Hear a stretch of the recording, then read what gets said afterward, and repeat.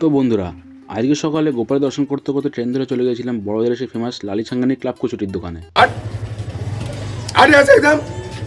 Burrabazar station থেকে মাত্র 5 minute হাঁটা পথে পড়ে কালাক স্ট্রিটের এই কচুরির দোকান, কিন্তু গিয়ে যে বুঝলাম কাকুর মুড ঠিক একটা ভালো নেই। ओ भाई साहब आपका हो गया, लीजिए ना। आप लोग गोल में उधर कहीं चले जाते, लीजिए कचौड़ी।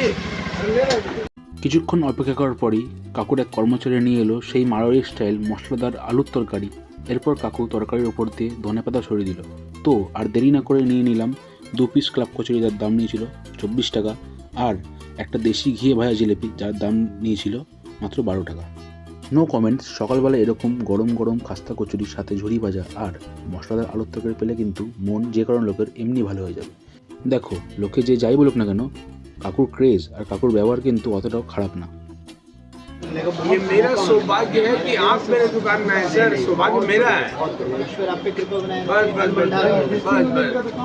আজকের মতো বিদায় বন্ধুরা, তোমরা সাপোর্ট করো, টাটা।